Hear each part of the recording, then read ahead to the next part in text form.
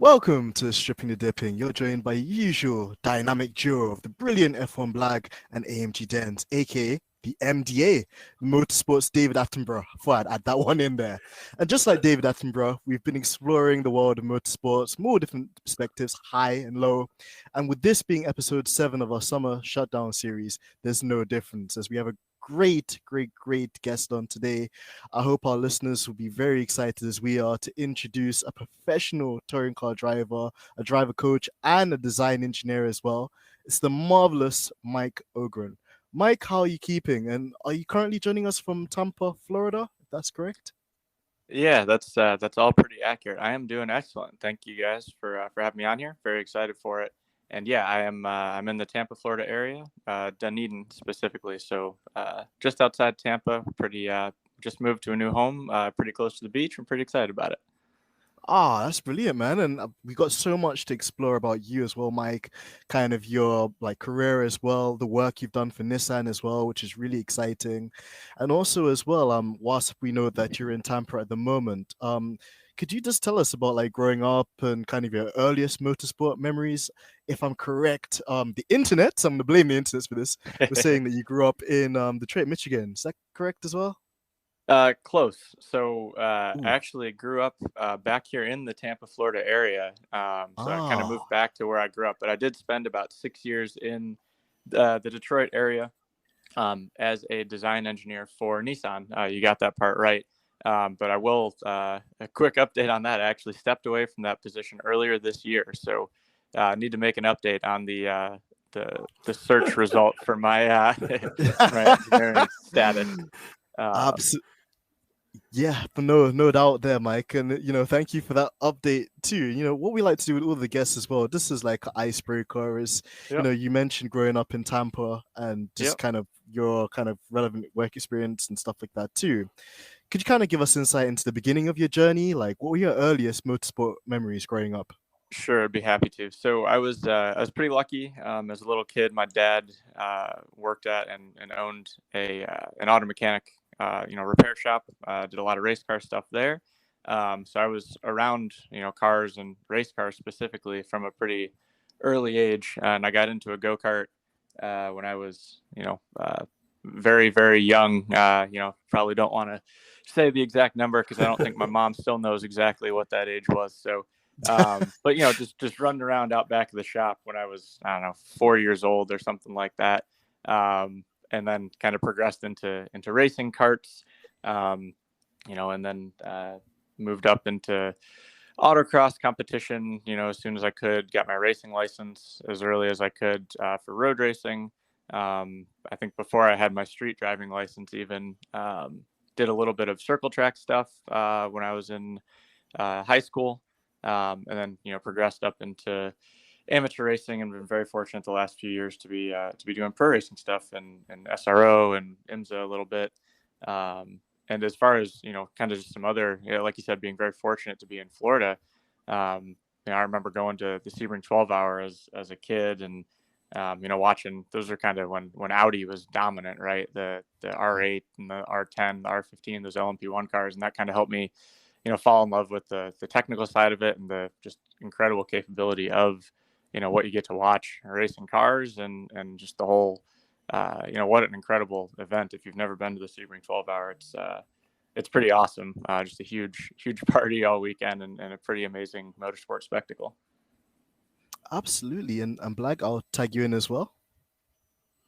Yeah, I mean, you mentioned Sebring there, and hi, it's good to meet you, F1 Black here from Twitter. I was on your YouTube channel. You can blame me for the bad research, looking at your LinkedIn.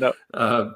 But seeing you, your highlight video around Sebring, watching you sort of crossed up, overtaking cars, really sort of on the edge of grip. It looks fantastic. So I'm looking forward to getting into that with you today. You talked a bit about your journey into motorsport. I expect you're also a huge fan of the sport itself, and I wonder what your first memory is of watching motorsport and whether you had any idols growing up. Yeah, it's a good question, and I'm glad you touched on Sebring because it's my home track. I could talk about it all day. I got a lot of thoughts on that, but yeah, as far as watching, like I said, going to the Sebring 12-hour in person was pretty formative for me. Of course, I watched on TV as much as I could. And, we all consider kind of F1 the pinnacle. But I actually didn't watch so much F1 growing up that I can remember. And then kind of by the time I got into it, it was, Lewis is just going to win again. So it wasn't so interesting to me, which is, a little bit backwards, especially from the, the technical, it's just incredible technical achievements that Formula One cars are capable of. And as far as kind of idols or heroes for racing, this might sound a little silly, but I kind of fell in love with the cars more so than any particular driver. Like I said, watching, I don't know, an Audi LMP car go through turn one at Sebring, in the dark, those diesel cars, especially, they're almost silent. You just see them coming and then they disappear, barely slowing down for turn one, going, I don't know, 130 miles an hour, something like that. And you never even heard them coming. It was just incredible, the aerodynamics and the grip that was that they were capable of. So I don't know if it kind of answers your question, or maybe a non-answer to your question, but I'm a real kind of nerd for the cars and what we get to, operate when we're out there on the racetrack. No, absolutely. And, again, while I was doing my research, aka internet stalking, something your website said that was particularly it really stood out was you were talking about your passions. And if the sort of engineering side and the cars and the technical side are your passions, then having the day job and the hobby in the same space must be fantastic. What are you driving, or what are you racing at the moment? If you don't mind me asking.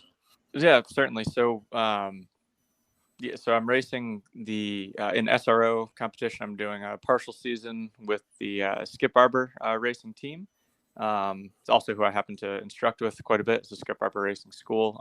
But as part of their operation, they run a few Honda Civics. So both some Civic SIs and some Civic Type Rs in the TC and TCA classes of SRO competition. So I had the privilege to race the Type R TC car at Sebring last year, and then I'm racing the SI TCA car this year at a couple of rounds, including Sebring next month. I'm pretty excited about that. So these cars are, kind of maybe the easiest entry step into the professional racing world. I mean, yes, they're a proper, factory race car from Honda. You can buy them right from HPD, Honda Performance Development, turnkey, ready to go.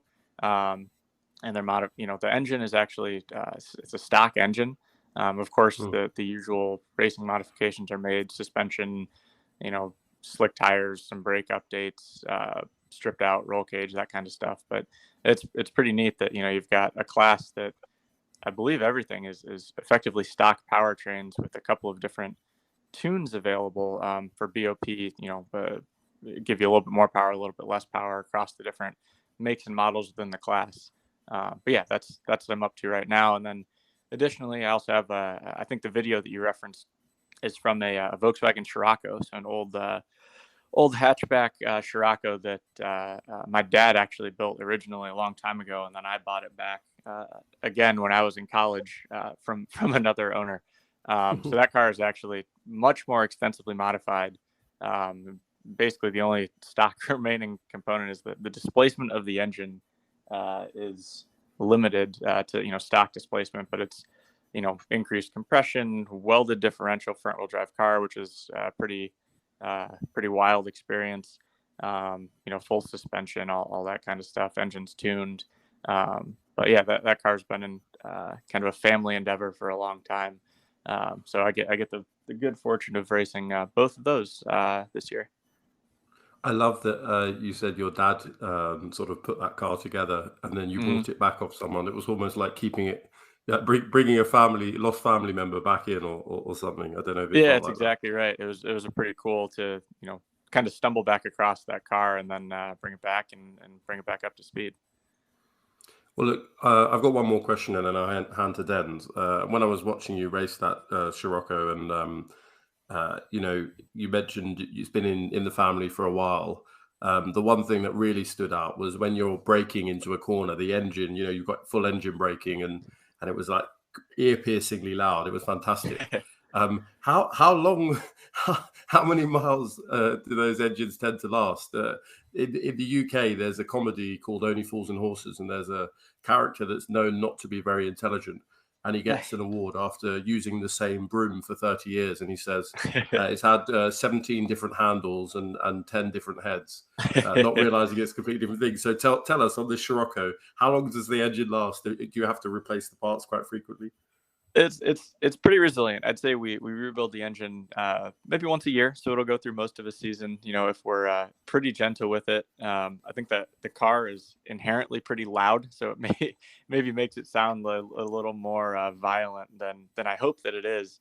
But like I mentioned too, with that car, it's got a welded differential in the front axle. So I imagine a lot of maybe you guys and listeners are pretty familiar with a limited slip differential, but welding it means it's fully the wheels are basically locked together. So if one wheel's turning, the other wheel's turning at the same speed, no matter the speed of the car. So some cars have kind of a whether you're on power or off power, they'll change how much those wheels are locked together, kind of a mechanical limited slip. But this car's welded. So what that means is you kind of have to give up a little bit more entry speed, and then accelerate maybe a bit sooner than you would in a rear-wheel drive car, for example, or even a front-wheel drive car that's got just a traditional limited slip differential like the Civic that I mentioned. So you have to kind of slow a little bit earlier into the corner, get your gear shifts, your downshifts done a little bit sooner. So I'm guessing that may be contributing to it sounding a little bit strange, maybe loading up that engine a little bit more on entry than you'd be used to. But no, I'll tell you what, even just driving the car around the paddock, if you don't have earplugs in or something, it's quite loud.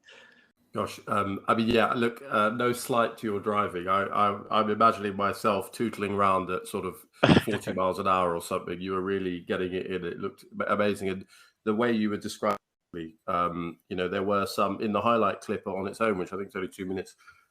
There were some instances where you were kind of coming into a corner and then all of a sudden just overtaking cars on exit, which looked fabulous. Absolutely. Yeah, thank you. Yeah, sorry, I give the compliments as well. I do appreciate that. Yeah.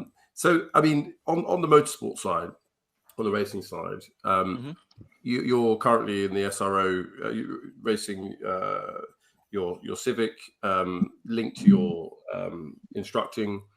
Do you have any sort of dreams or aspirations on motorsport side? Is it a hobby? Is it a passion? How would you class your time in motorsport?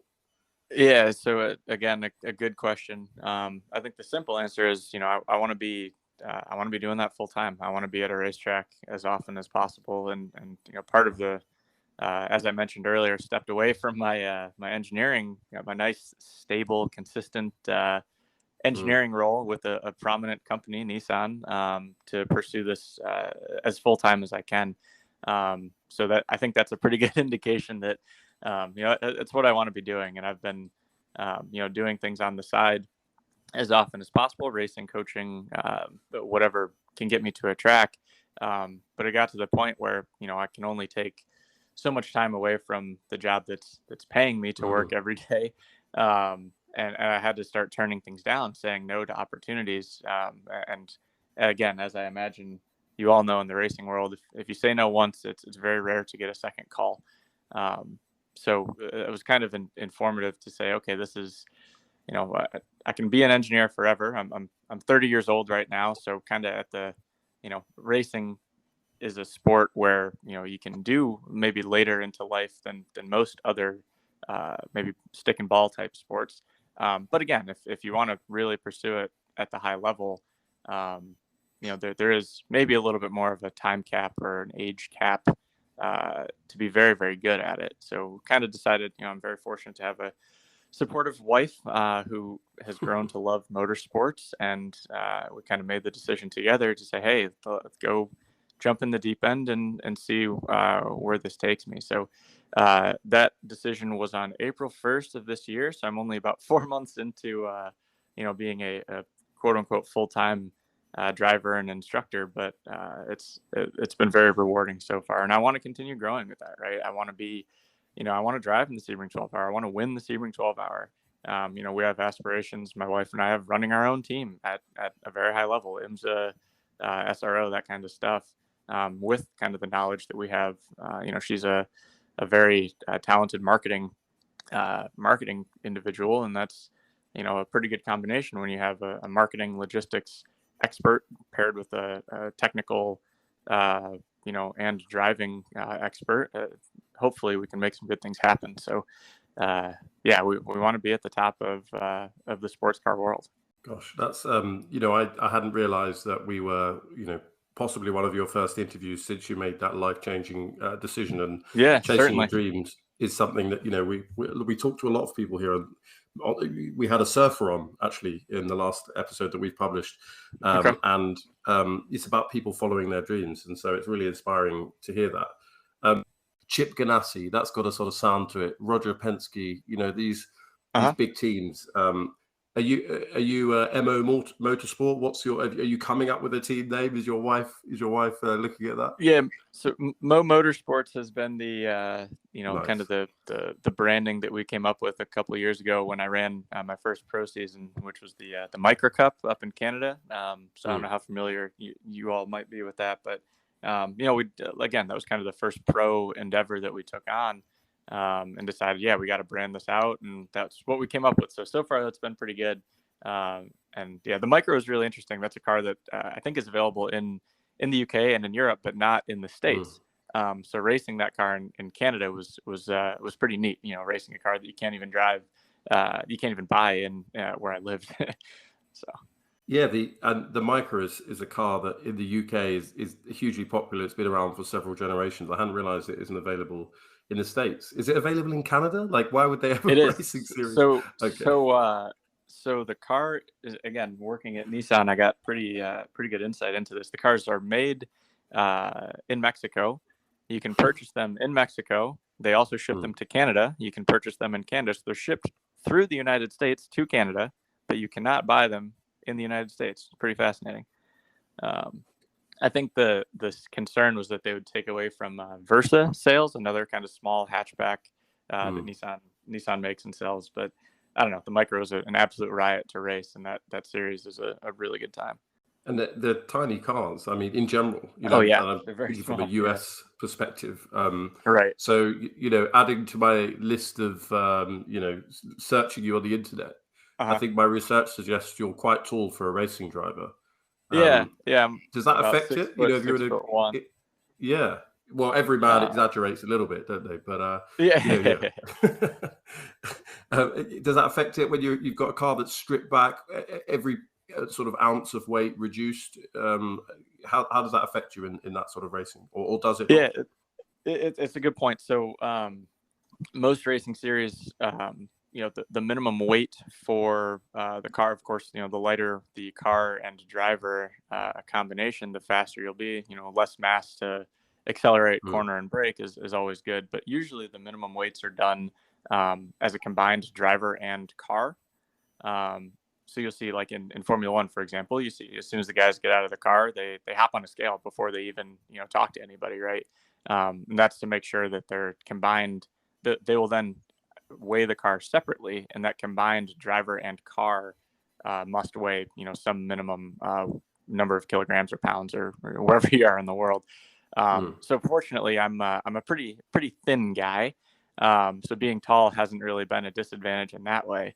But what is interesting is some cars, the Civic that I'm racing, for example, with a helmet on and a roll cage, kind of lowering the roof line, it's a tight fit, which is something you maybe wouldn't think of. But with a tin top, touring car, if you are relatively tall, the amount of distance between your head and the top of the car can be limiting for a tall driver.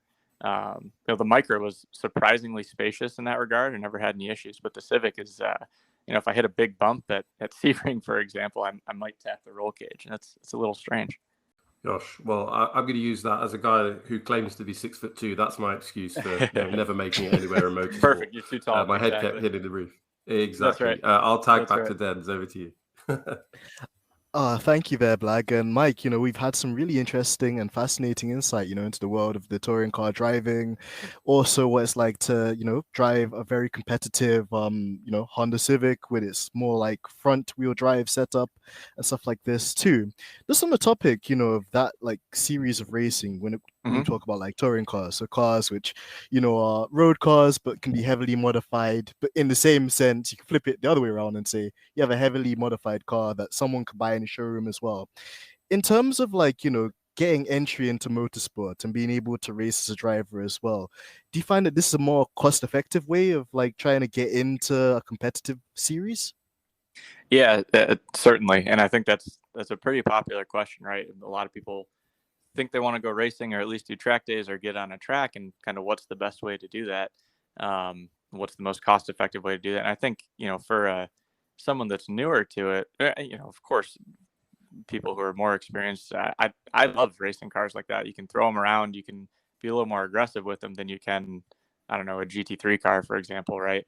Um, but yeah, for a newer driver that wants to go racing, this is a car, again, the Civic as an example. You can buy it right from Honda, ready to go, and maybe you don't need to go race it at the pro level to start. But I think out the door there, I could look this up, but I think maybe under $60,000 US, which is, not cheap, certainly, but it's a lot less than a 911 GT3 street car, even, way less.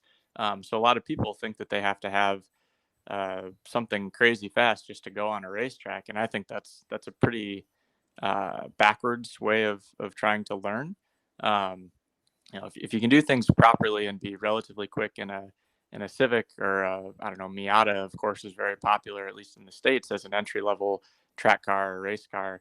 Those skills all translate incredibly well to, once you start to get into faster cars, more powerful cars, more modified cars. But it's, I hate it when I show up to, if I go to coach someone, and they show up for their first ever track day and they've got a 911 GT3 or something, right? And those cars, like modern performance cars, are almost too fast or Yeah. too quick. I think, it's dangerous. You've got someone who's never been on a racetrack can easily go 180 miles an hour at Sebring. That's big speed, and very difficult to correct mistakes at that speed.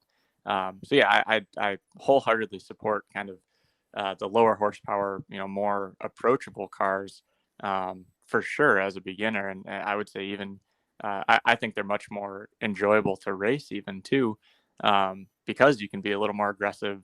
The speeds you're carrying are a little bit less dangerous. You can, get away with being very tight with other cars, a little more so than you can even with faster race cars. Absolutely there, Mike. And also kind of on the topic as well about, the spectrum of different cars and racing series and stuff like that as well. I really liked that earlier on in the podcast, you mentioned kind of your love of the prototype series, racing in the IMSA and like Le Mans and stuff like that too. And, you gave me a huge flashback to the days of like the Audi R10 TDI, Hmm.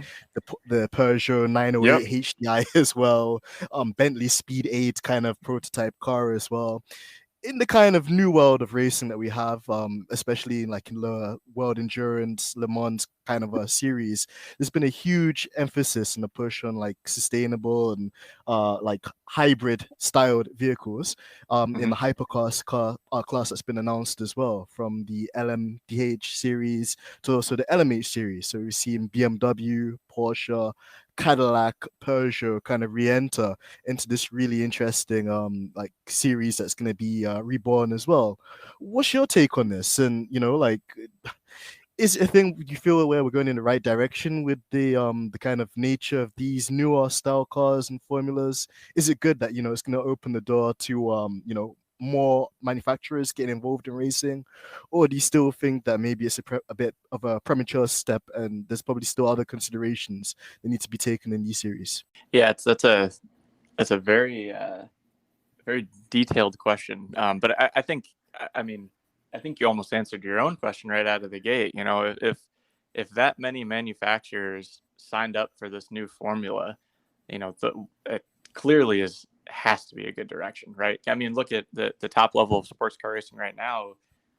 You've got Toyota racing themselves, basically, right, at the top category, and losing against themselves by the car breaking on the last lap, which was heartbreaking, at Le Mans a few years back. But I think, like you said, there's something like 7 manufacturers that are for sure in at the new top level, and I think the work that IMSA and the European folks have done to allow the LMDH cars and the LMH cars to compete in an equal playing field and be eligible in both series is incredible. I think there's like right now the Sebring 12 hour, using that example again, they run 2 different races. They run the Sebring 12 hour for IMSA, and they run the WEC 1000 hours of Sebring. And, like I said, when I was growing up going to that race, it was one race. It was same eligibility. So I don't know if they'll go back to that in that example or not. But the fact that they're the same formula or the same eligibility, I think, is incredible. Whether or not the push towards hybrid and maybe a little bit more complication, a little bit more cost, I understand those are supposed to be, I think, a spec unit. So maybe they'll limit development, which should keep costs down. I think the world is naturally moving in that direction, but maybe not as quickly as a lot of people think that it is interesting. But again, that technology, if we're doing it properly, should be coming from the top down in motorsports, whether it's Formula One, IMSA, WEC, these prototype cars that can demonstrate, hey, hybrid technology can be fast and exciting and fun. We've seen it with electric cars, right? It used to be, it's an appliance, it's an efficiency thing. Well, all these new electric vehicles that are coming out have incredible capability, way more so than a traditional combustion engine vehicle. And I think that's kind of turned the equation on its head and made both hybrids and electric vehicles kind of more desirable, right? It's cool now. They're fast. They're exciting. So I think that formula is brilliant at the top end right now. Absolutely, it's a really exciting time, and kind of in a way as well, I think it's going to open up so many more opportunities for, different drivers that maybe didn't get a factory seat before, now to get in with customer teams and stuff like that as well. So it's a huge eye opener, and, I think almost like a rebirth of an entire kind of motor kind of sport discipline too, which had been certainly on the decline, as you mentioned as well, with Toyota really racing themselves. I know that they had Glickenhaus too, but again, kind of, even though it's an LMP1 car, completely different in terms of the pace and stuff like that, and the BOP. Right. So, completely different. And also kind of talking on the engineering aspect of things as well, Mike, we also mentioned earlier in the show that, you were a design engineer for Nissan. What did that entail? And, could you kind of explain to the listeners as well, kind of the links and how transferable some of that was as well in terms of your racing career? Yeah, certainly. So I was a chassis design engineer in the Farmington Hills office in Michigan, right outside the Detroit area in the United States. And we were responsible in that office for basically any vehicle that was made in the United States. So that would be Altima, Maxima, the Pathfinder SUV, Rogue SUV, among a couple of others, some Infiniti products as well. And my specific responsibilities, I bounced around within the chassis department a little bit, but I touched, wheels, tires, hub bearings, springs, stabilizer bars, shocks, a pretty good look at a lot of the bits that go into the corner of a car.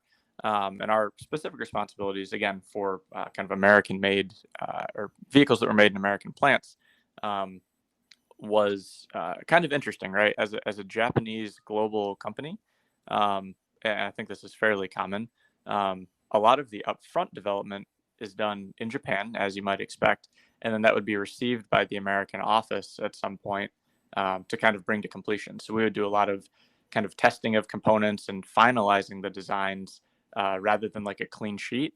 And then, of course, continuing to improve and develop those designs throughout the life of the program of the vehicle, whether that was making them, more cost effective to manufacture, or improve reliability in the field. If there's some concern with a particular component, to continually improve those designs.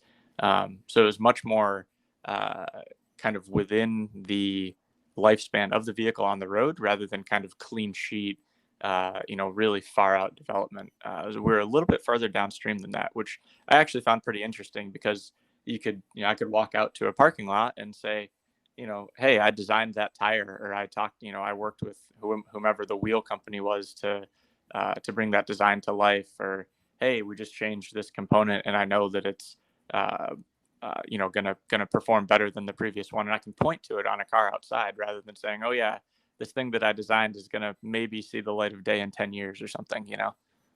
Exactly, and like as you mentioned there too, there's just so many things in modern day car design where, like, either for safety, either for efficiency, either for sustainability of, like, the resources that we have in the world as well. There's so many different considerations that, come into it. And I feel, especially, you working in Detroit, Michigan as well, Motor City, as they like to call it, Yep. I can kind of see, the links there and the connections, and it really makes for quite an interesting perspective as well. So thank you for that, Mike. And also another kind of facet we haven't touched, like, man, you're like an onion in a good way. Like, there's so many different layers to you as well, Yeah, man. good. I think No, I'm happy like, to talk cars all day long, for sure.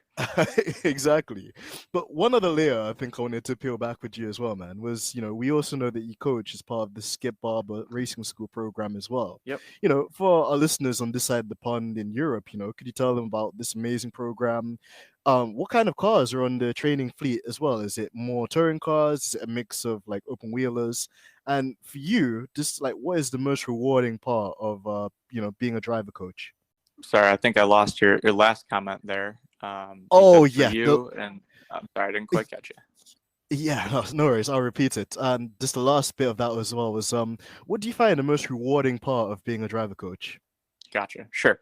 So, so Skip Barber Racing School, I think, is it certainly is kind of the most prominent racing school in North America. It may be a little bit less familiar to European folks or that side of the pond, but Sergio Perez may be a good example of a Skip Barber graduate. We've had multiple Indy 500 winners, a bunch of guys in NASCAR, a bunch of people in Formula One that went to Skip Barber Racing School as a as part of their development as a racing driver, whether when they were younger or even maybe further into their career. Recently, we've had a lot of folks from NASCAR.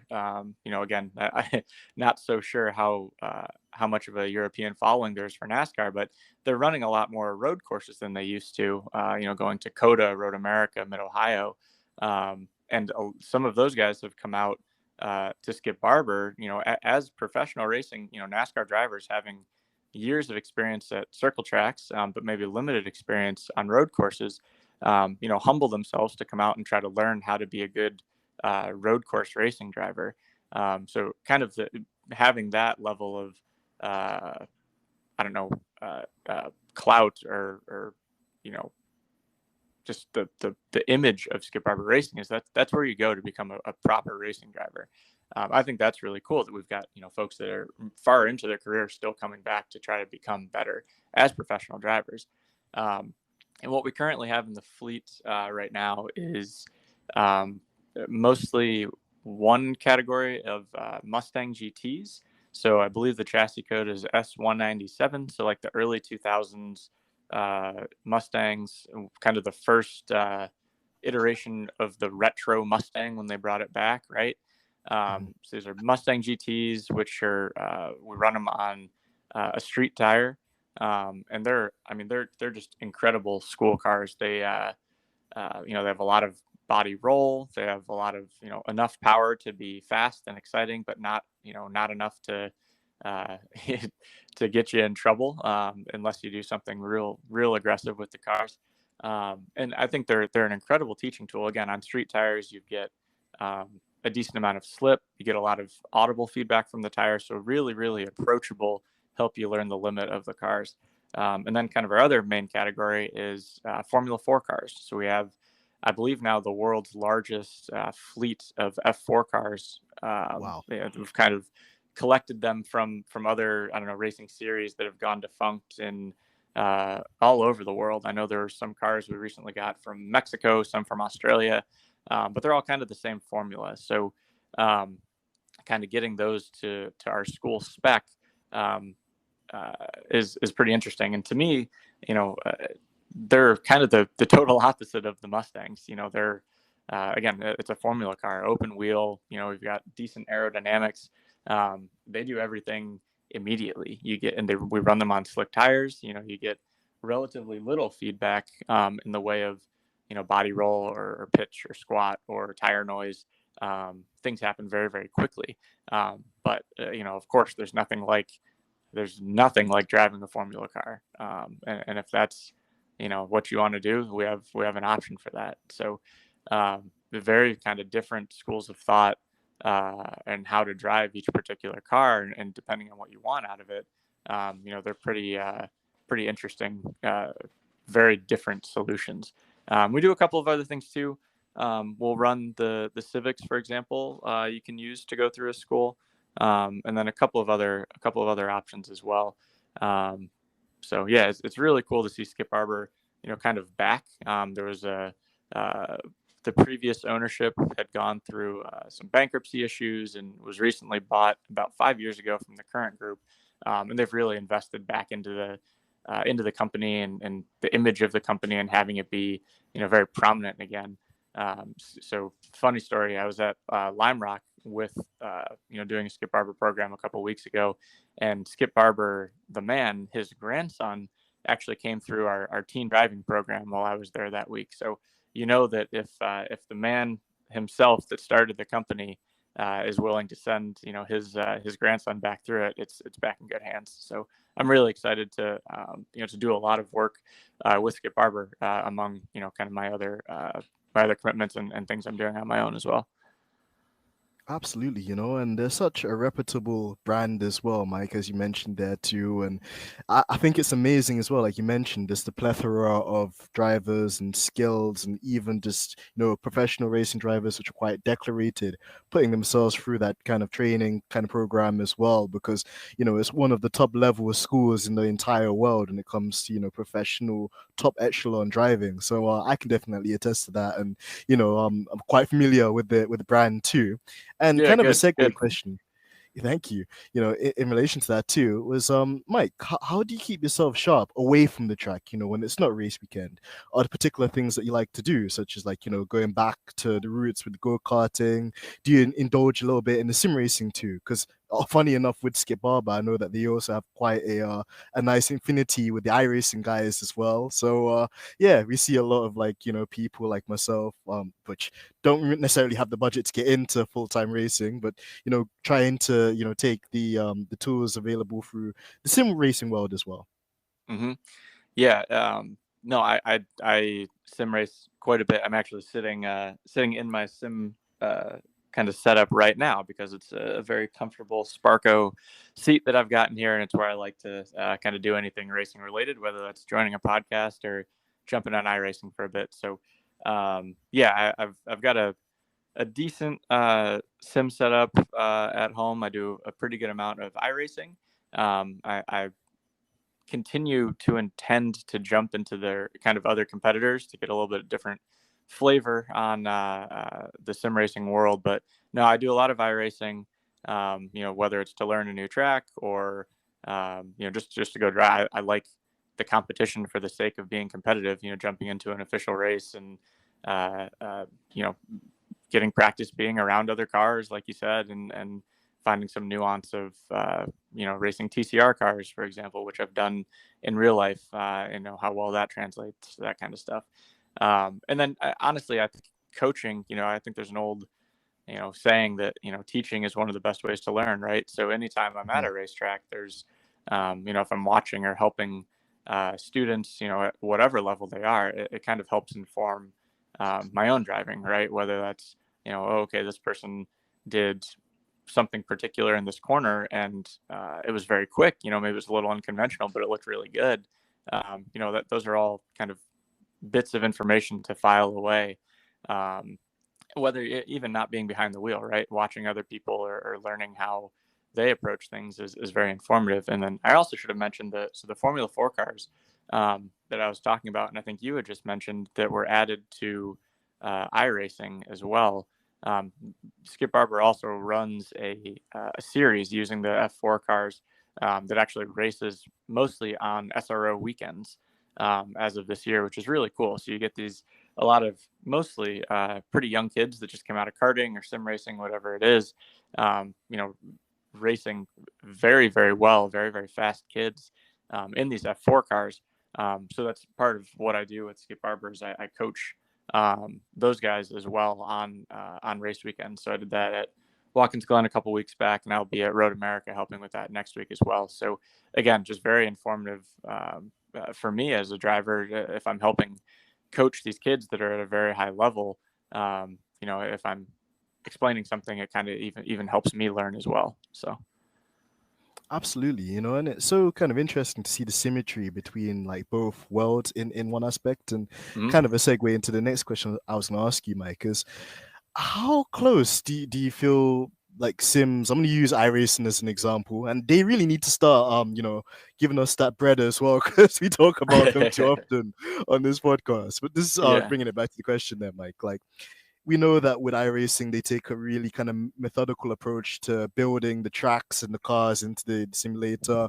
A lot of the tracks are what we call laser scan. So it's not just like artists, like, making a sketch of the circuit, but them actually taking some really expensive gadgetry. I don't even want to know the price of it, man. It'll probably be 10 Honda Civics. That'd be a lot. Exactly. Just to kind of rebuild and kind of like remodel the tracks into the simulator. For yourself, Mike, you've done laps at some of these really legendary circuits. You mentioned Sebring as well, Virginia International Raceway too. How close, not really in terms of the tire model, but just in terms of the aesthetics and the bumps and stuff like that, does, a sim kind of a product like iRacing come to the real life equivalent? Yeah, it's interesting. So I listened to a few podcasts, a few of your podcasts, trying to prep for this and familiarize myself a little bit more. And I think this has come up maybe previously, probably a few times. So my personal take is that for learning a new track, it's incredibly valuable, especially if you have a car, TCR, they have a ton of GT4 cars, whatever it is, not so much on the lower end besides the MX-5 Cup car. But if you can get a car that's close to what you expect to be racing at a track, and go to a new track that you've never been to, being able to drop into your first practice session at a real track, having turned laps there before, it speeds up the learning process so quickly. So instead of taking, 10 laps to learn, just a basic braking marker for a particular corner, maybe it takes you, 2, because you've already done 100 laps there on the sim, and it's somewhere between, I don't know, the 4 and the 3, for example, let's just say. So instead of challenging yourself from way farther back and giving yourself a margin for error, you can take much more specific bites and much smaller bites to get closer to your final product, and jump right in the deep end. I think from that aspect, it's very, very good. I found that there's some areas of VIR in particular that maybe hasn't been updated quite as recently.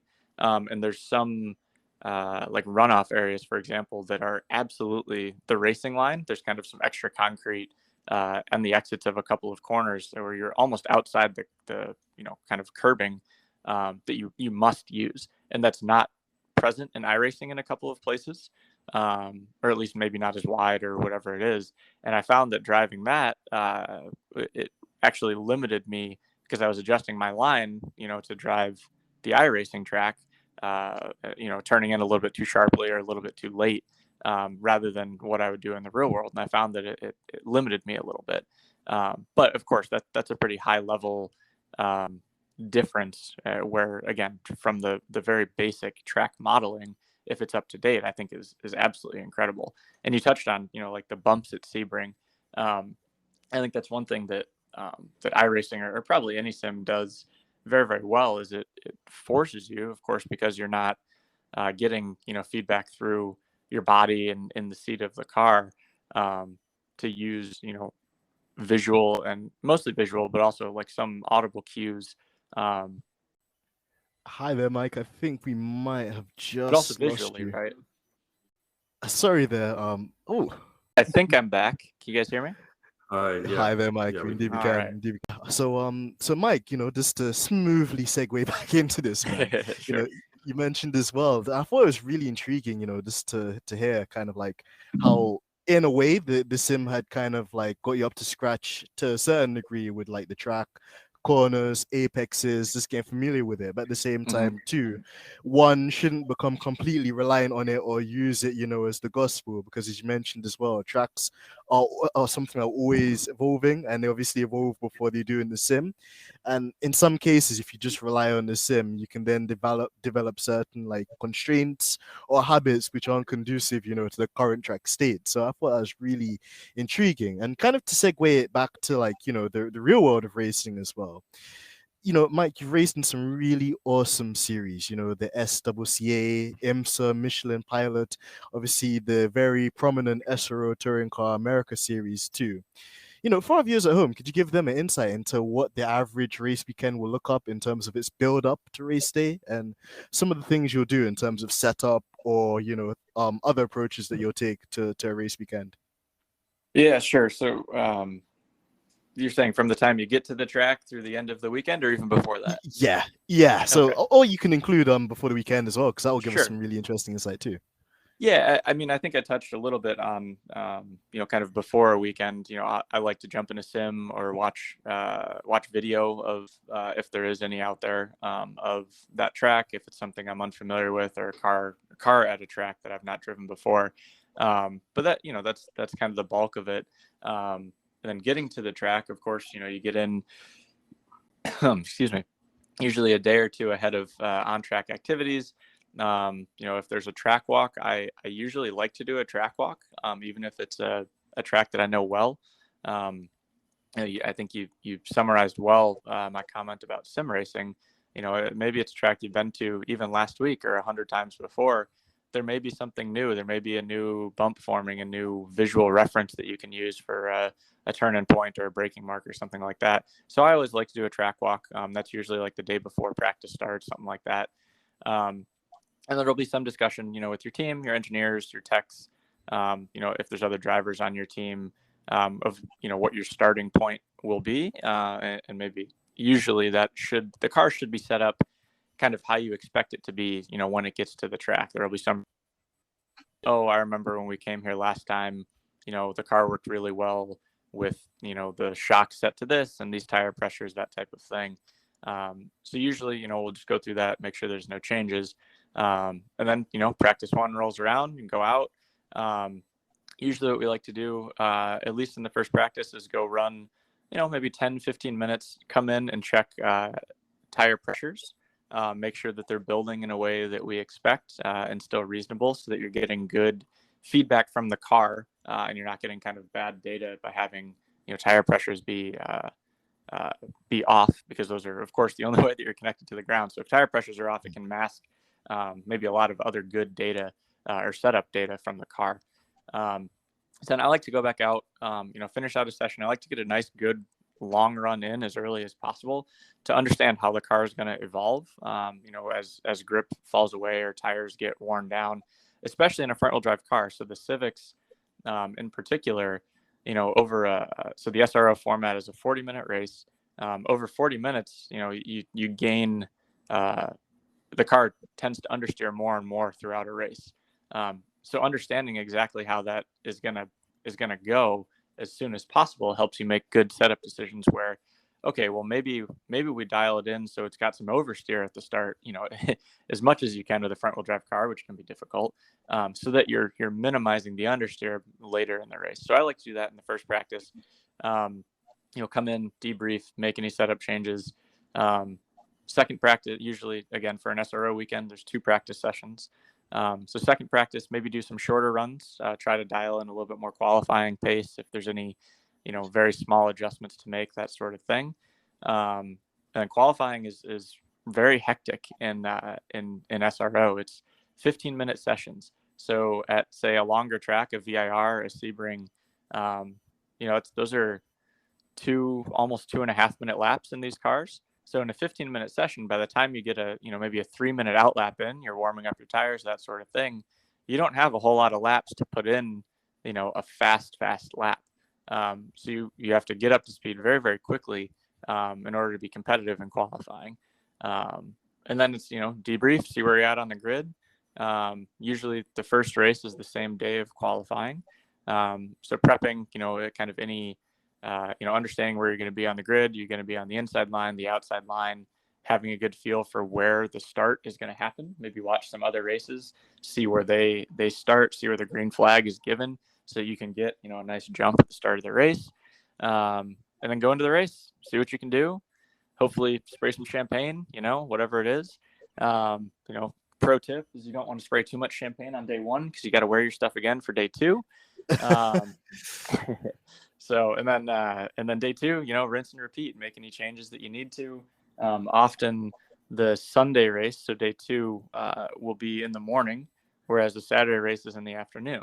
So maybe there's some setup changes you make based on the time of day. If it's a little bit less hot out, as it tends to be in the morning, maybe you'll have a little bit more grip because the track's not so greasy, that type of thing. So if there's any adjustments you need to make for those reasons, you do those, usually Saturday night, so you're ready to roll Sunday morning. Go out and try to bring home more hardware on Sunday. That's the very basic version of what an SRO kind of race weekend looks like, at least for the on track and in between portions. And of course, I like to look at data and video in between each session too. Maybe I should have very specifically mentioned that.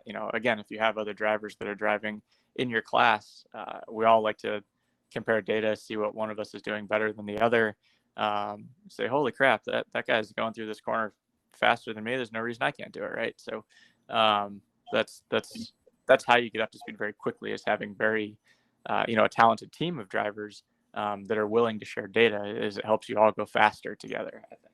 Absolutely, Mike. And that was really informative and insightful look into how, at least from a racing driver's perspective as well, like you prepare and develop and, build for a race weekend too. And just like you mentioned there as well, there's so many, like very like slight but very big kind of things that impact a way a weekend could go as well, in terms of the setup direction. You mentioned there as well, there's like two races at two different times of day as well. So of course, maybe for the second race, the track actual temperature might be a bit lower or a bit higher up depending on the circumstances. That obviously influences the tire pressures, which then has a knock-on effect on the handling characteristics of the car as well. And having, I guess, also the skills you mentioned, which you would have honed through kind of like your time and, what you do with the Skip Barber Racing School as well, I imagine is really key in, finding the balance of the car and getting the maximum performance from it at all times. So I found that really insightful.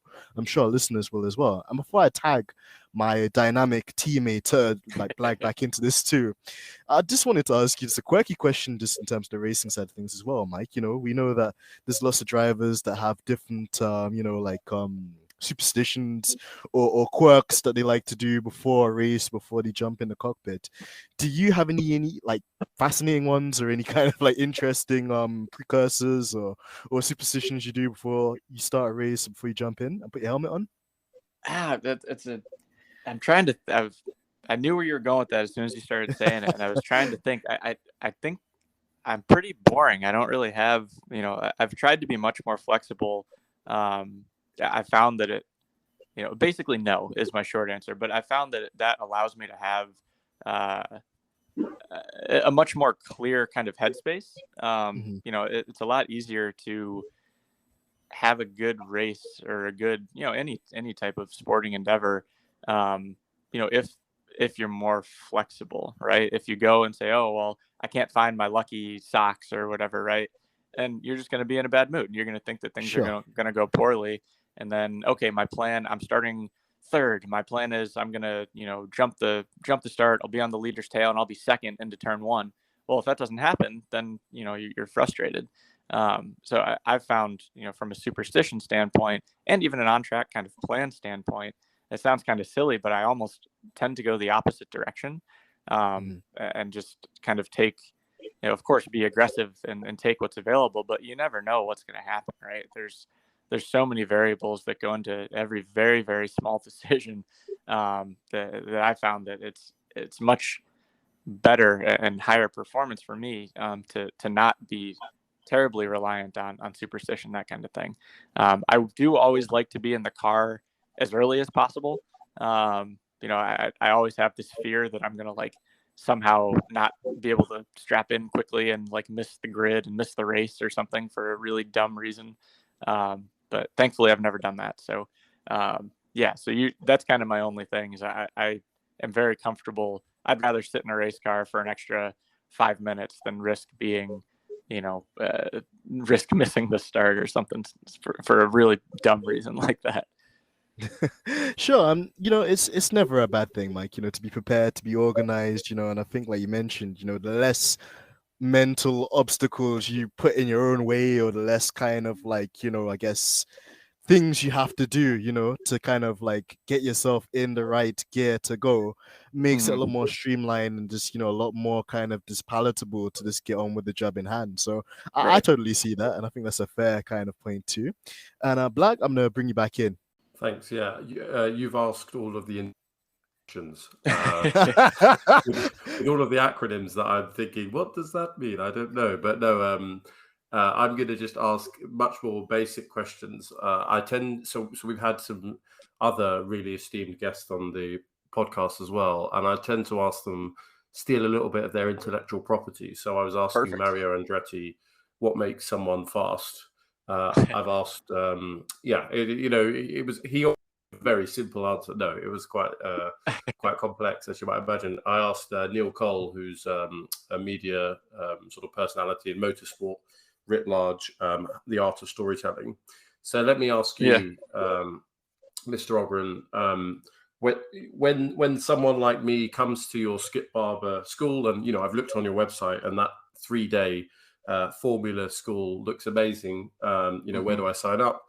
What are the common mistakes, or not mistakes, common sort of habits you see people have just out of the gate? What are the main things you're telling people to change when they come off the street and come to your school? Yeah, I think the biggest one is braking. The way that we brake in a race car is the complete opposite way that we brake in a street car. So normally, if you're coming up to a stoplight or whatever, you kind of brake kind of lightly and then progressively more and more and more till you come to a stop, right? On a racetrack, we want to do the complete opposite. So we're going the highest speed, possible. Our first brake application needs to be our hardest brake application. And then we kind of, slow the car down as much as possible, as soon as possible. And then we're trailing off the brakes as we come to a corner. So to me, that's kind of the trickiest thing to get for a new driver on a racetrack is breaking these habits that we have from driving on the street. And braking tends to be a very common one. The other one is vision. Again, it's much easier to, and that's one that we can kind of break on the street a little bit. Challenge yourself on the street to see, okay, how far ahead am I looking? So that, instead of something being a reaction, you have much more time to handle it, right? If I'm looking further ahead in a race car, I'm giving my brain better information, which, better things with that information. And I think that, again, those are just kind of street habits that, if you're not used to driving on a racetrack, are very difficult to break and very difficult to train. Those are probably the most common, at least kind of first day type things. Okay. Well, that'll be me on day one, but then by day 3, Come on out. I'll be, yeah, well, I'll just double mortgage the house, and I'll fly over. But no, I look forward to it. Look, another question here, which is maybe because you've kind of grown up in and around cars and motorsport, but we think of the glamorous world. That what's that film called, Grand Prix, with sort of Graham Hill was coincidentally playing a Formula 1 driver, and I think, is it Jim Stewart? All those sorts of glamorous Monaco shots and so on. Is there something something commonplace in motorsport that we, as the punter or as the TV audience, whatever, is it something that we would not expect? What's something we wouldn't expect about either being a driver or being a regular member of the paddock? Yeah, I think it depends on the level that you're talking about, right? I think, like you said, maybe Formula 1, the most obvious example of just,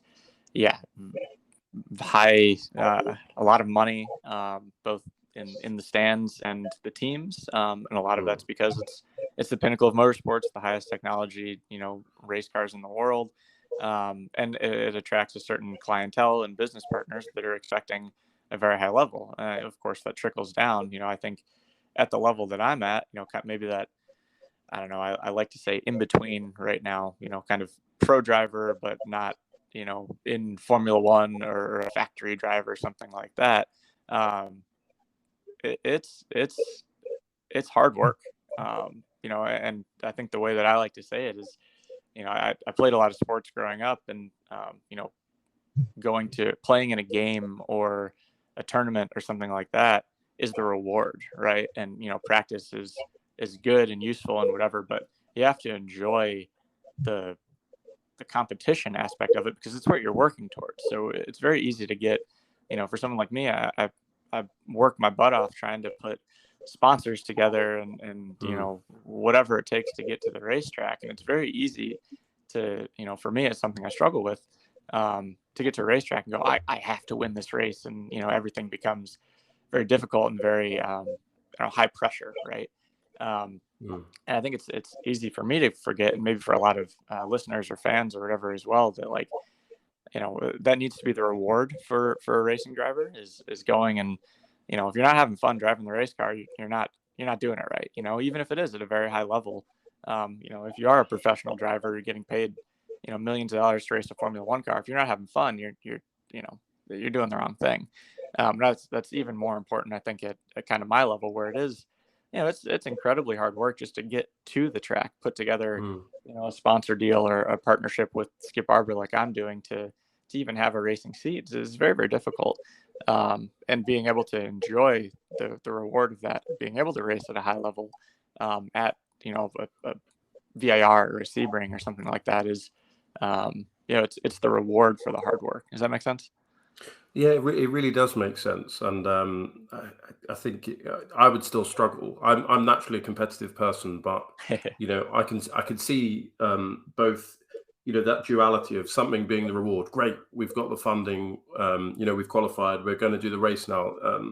That being the reward, but equally the significant pressure. I mean, does that take its toll? I've asked other people who've been on the show, like what tips they have for keeping themselves feeling fresh. I know just with my normal sort of 9 to 5, I get itchy feet, or I get run down, or the work piles up on you. It takes its toll. Have you got any sort of tips for people about how to stay fresh mentally and physically?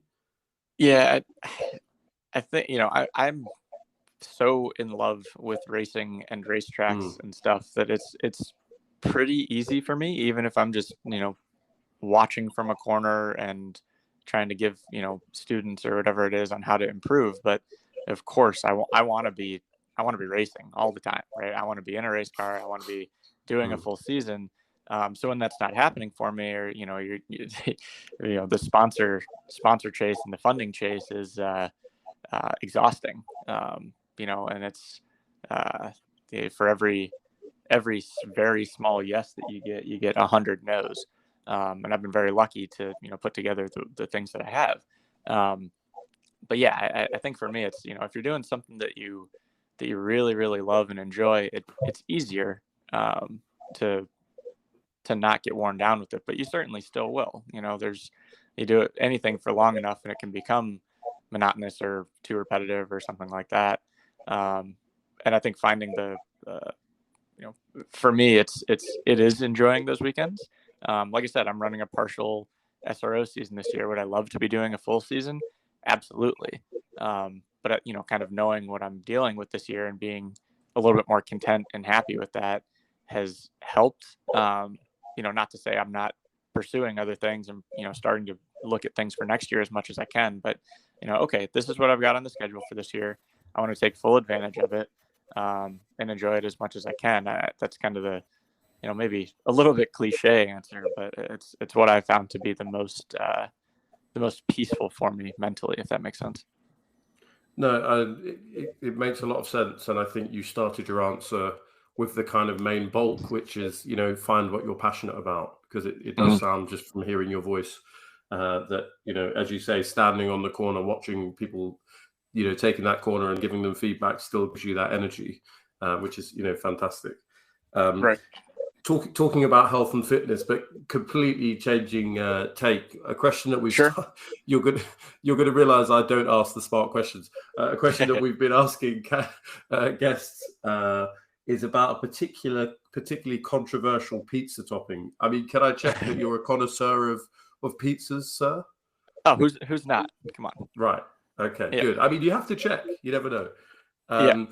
So let me ask you this simple question: yay or nay, pineapple on pizza? Yay. Yay. Okay. Yeah. We have a yay. I'll give a small amount of context to that. I've been vegetarian for about 5 years now, which has kind of encouraged a little bit more experimentation with pizza toppings.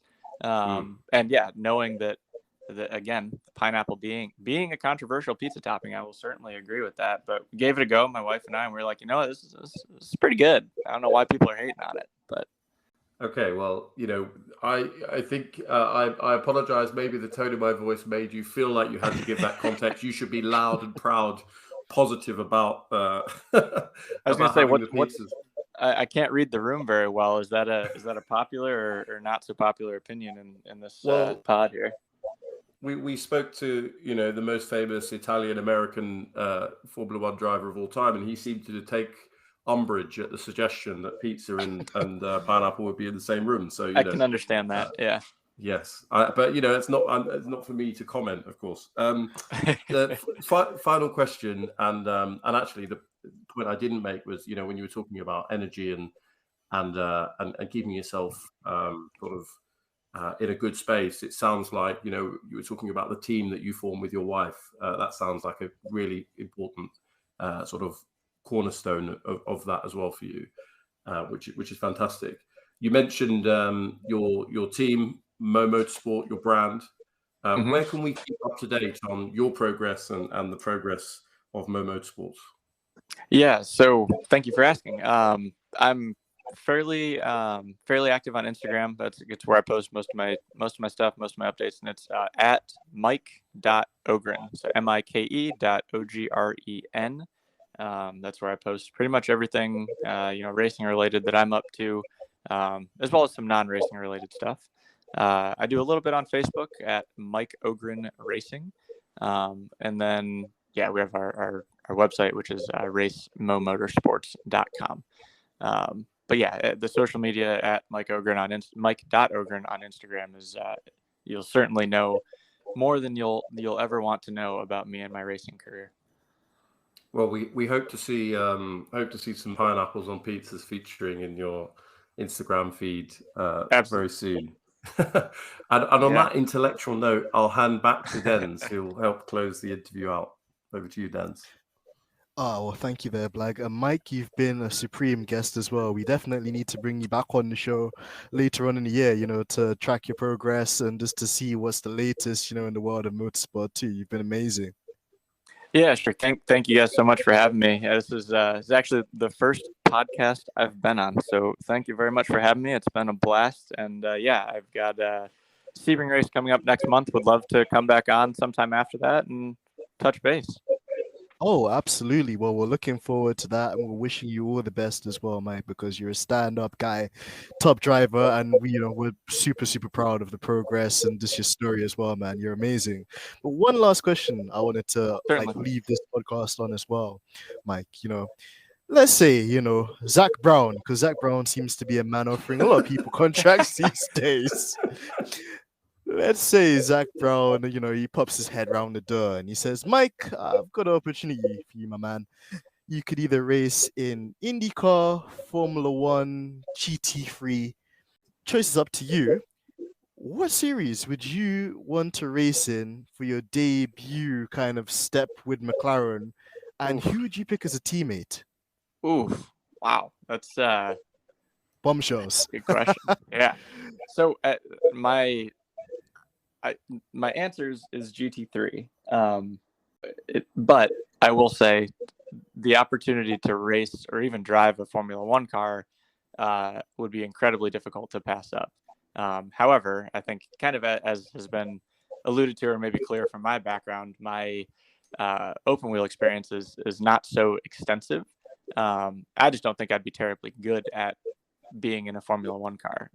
Not bad, I would hope, but not at the level that I'd want to be competitive in Formula One. But I think a GT3, GT3 McLaren, yeah, that's something I could get down with. And a teammate, oh man, well, there's what, like 10 McLaren signed drivers that are all going to need, for like 5 seats next year, right? So give me any one of those guys, I'd be pretty okay with that. Awesome, man. I think we might have to like line you up either with Pato Ward or maybe the honey badger himself, Daniel Ricciardo. If he manages, to hold on to a seat. Amen. Oh, awesome. Mike, you've been a star and a legend, man. Thank you so much for joining us. And guys, listening to this as well, make sure you follow Mike Ogren on all of his social media platforms as well.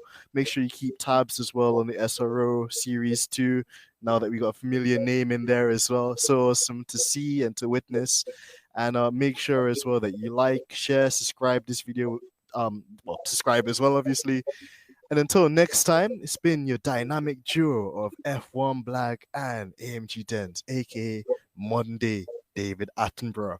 That's a new one. But until next time, guys, take it easy, have lots of fun, be safe, and we'll catch you soon. Peace.